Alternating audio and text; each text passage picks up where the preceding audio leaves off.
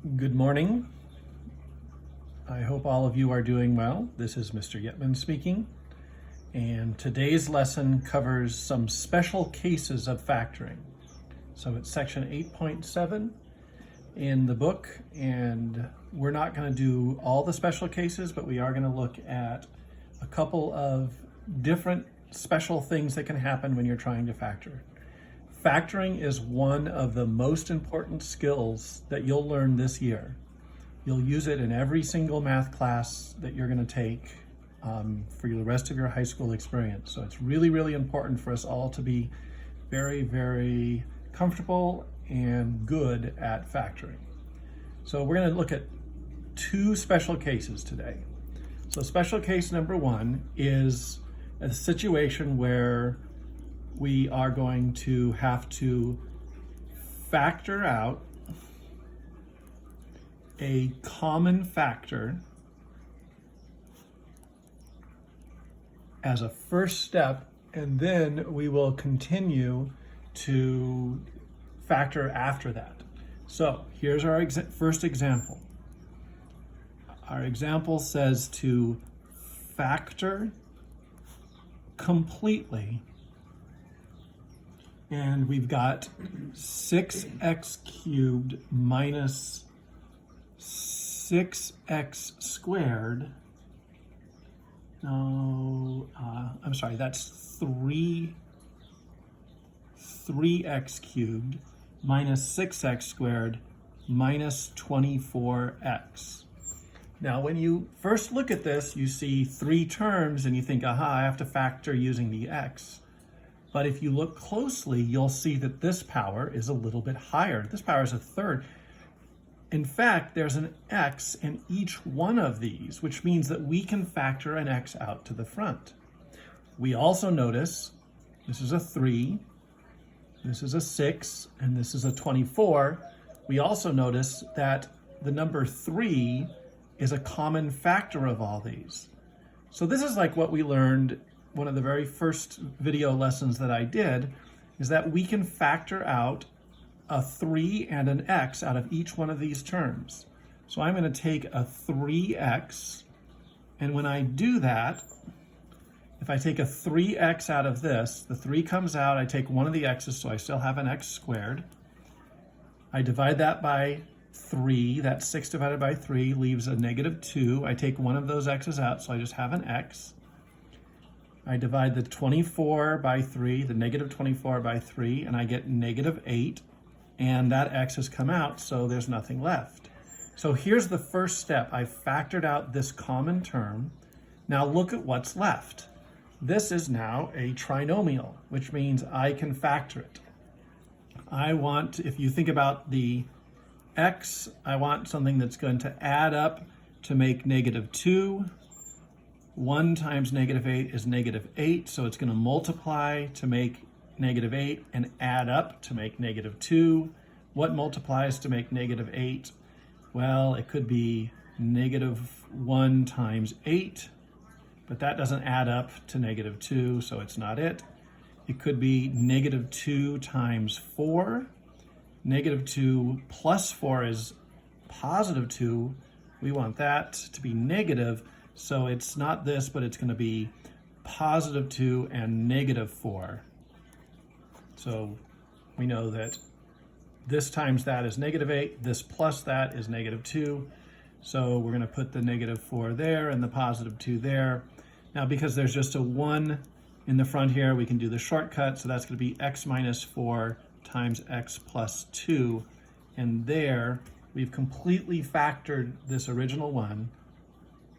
And it's not just two binomials, it also has this common factor in front of it. So we actually end up with 3 factors here. So how do we know that we're going to do this? Well, we notice that we don't just have an x squared. We have an x cubed. And all the other problems we've seen in the last few days when we factored into using the x, when we factored into binomials, we always just started with an x squared. But here we have an x cubed. So that's going to be our clue that we have to do a first step to factor out a common factor. Let's look at another example. I want, once again, to factor completely. And what I'm going to give you is 15x to the fourth plus 65x cubed minus 50x squared. So we look at that and we're like, oh my gosh, an x to the fourth. I don't want to have an x to the fourth as the first term. Is there anything that can come out of these? And I look for the coefficients 15, 65, and 50, and I notice pretty quickly that 5 can divide into each of those. So I'm definitely going to factor out a 5. Then I look and see what the lowest power of x is. The lowest power of x is x squared, so I know I can take an x squared out of each one of those. And when I do that, 15 divided by 5 is 3. Take 2 of the x's away, I have x squared left. 65 divided by 5 is 13. Take 2 of those x's and I have just an x left.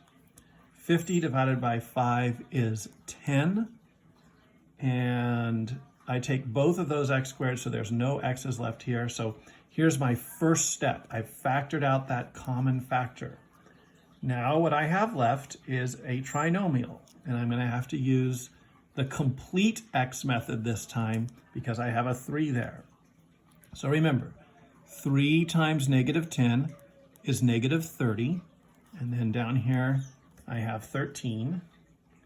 I want something that adds to make negative 30, but I'm sorry, I want something that adds to make 13, but multiplies to make negative 30. So let's see, what are the factors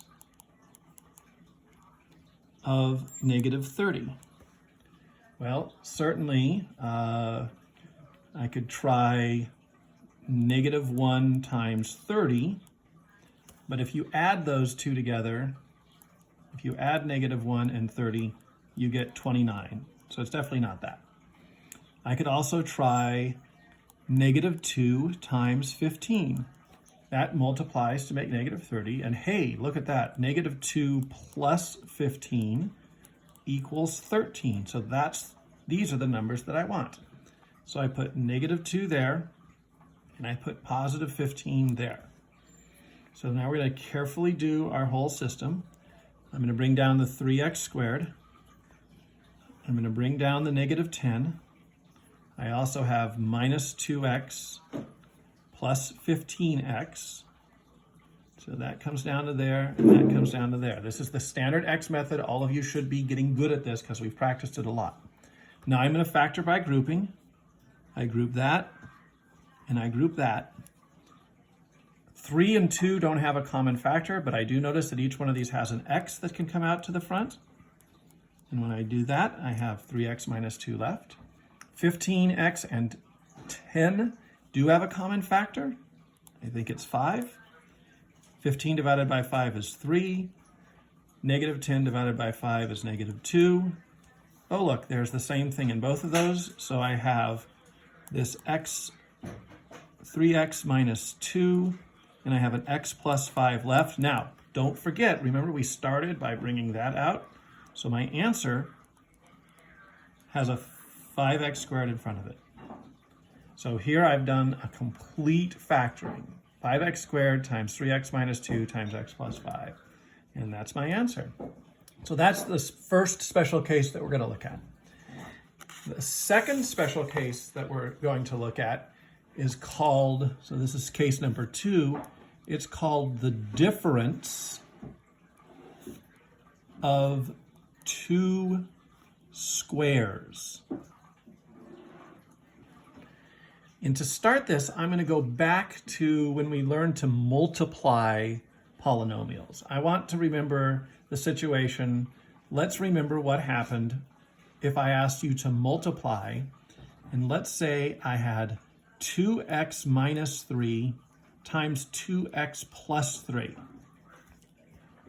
Remember, we used double distribution, or FOIL as we called it. So the 2x got multiplied by both of those things. That's our first and our outside. And the negative 3 got multiplied by both of those things. That's our inside and our last. So 2x times 2x is 4x squared. That's our first. 2x times positive 3 is positive 6x. That's our outside. Negative 3 times 2x is negative 6x. That's our inside. And negative 3 times negative 3 is negative 9. That's our last. So when we did this, we followed our standard normal procedure for double distributing or for using FOIL, but we noticed something interesting. I have a plus 6x and a minus 6x. Those two cancel out. And so in this case, all I have left is 4x squared minus 9. Notice that this term is simply the multiplication of that and that, which is basically itself. So that term right there is really just 2x squared, because it was what happens when we multiplied this 2x times that 2x times itself gave us that 4x squared. Notice this 9. That's what happened when we multiplied the negative 3 times the positive 3. We really were multiplying 3 by itself and subtracting. So that 9 right there is 3 squared. And so what we've got here, we can think of this as the difference. Remember, the word difference means subtraction. So that's the difference of this thing squared and that thing squared. So there's a certain pattern there. So if we want to go backwards, so here's today's new stuff. If we want to go backwards and we notice that we've got something that looks like this. So if I said, let's factor 4x squared minus 9. Now we could actually do the special x method here. We could actually do an x because the sum of the two terms is 0. But I'm going to show you that there's a much faster way of doing it if you recognize that this is something squared and that is something squared, and there's a negative between them. There's a difference. I already wrote that over there. There's a difference between them. If you have the difference of two squares, if you recognize that the first thing is something squared and the second thing is something squared, then you know the answer is going to be something minus something times something plus something. Did you notice that when I started this problem, that I had 2x minus 3 and I had 2x plus 3? Same numbers, different signs. So if I'm going backwards, I know that I'm going to end up with the same numbers here and here, but different signs. And since I know that 4x squared is 2x, the whole thing squared, I can write a 2x there and there. And since I know that 9 is 3 squared, I can put a 3 there and a 3 there, and there's my answer. There's my factor. So if you recognize, and you have to be on top of your game, you have to look and say, hey, I see that's a difference of 2 squares, then the work is super easy. So here's an example. Let's say that I ask you to factor x squared minus 16. You are paying close attention, so you notice right away, this is something squared. It's, in fact, x squared. And this is something squared. That's 4 squared. And you have a subtraction there. So that's, I don't know what I'm trying to write there. That's a difference. So the moment you see that, you notice you know it's going to be something minus something times something plus something. And it's going to be whatever is inside of there. X and 4. So we're done. We factored x squared minus 16 is going to be x minus 4 times x plus 4. If you don't believe me, FOIL that back through. Do a FOIL or a double distribution, and you'll see that it gives us x squared minus 16. So let's take a look at another example. Let's say that we wanted to factor 25x squared minus 4. Now, again, you've got to be observant. You have to look, but you're like, hey, 25x squared. I know that 25x squared is 5x times itself. So that's 5x squared. Hey, I also know that 4 happens to be 2 squared. So this is really the difference of two squares. 5x squared minus 2 squared. So all I have to do is write 1 with a minus, 1 with a plus, and this is going to be 5x, and that's going to be 5x. This is going to be 2, and that's going to be 2, and we're done. That's all there is to it.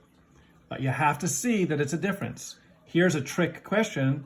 If I ask you to factor 9x squared plus 16, you were like, hey, look, I got a square here and a square there, but whoops, that is not a difference. So there is no factoring here. Can't do it. It has to be a minus sign. Now, another thing that you've got to be careful is if I ask you to factor 4x squared minus 49x, you might think, hey, that's a perfect square because it is. That's 2x times 2x. And that's 49 is a perfect square. But wait, there's an x here that's not squared. So this is not a difference of two squares. This is not a square. So what can we do? Well, I notice there's an x in both terms, so at least I can take an x out and just have 4x minus 49, and that would be the end of that. So you got to be on top of your game. Make sure you've got the difference of two squares. If it's a sum, it doesn't work. And if one of them is not a square, it doesn't work. But if you have a square minus another square, then you can always do this. There's a formula for it. If you've got a squared minus b squared, that's a minus b times a plus b. That's our special formula. Okay, well, there's going to be, there already is a worksheet up, and there's going to be an Alex assignment up shortly. Please make sure you try them. If you have questions, feel free to email me. Don't forget, tomorrow there will be a quiz that you need to take between the hours of 9 a.m. and 3 p.m., and then you'll be done for the week. Enjoy the math, and let me know if you need anything. Goodbye.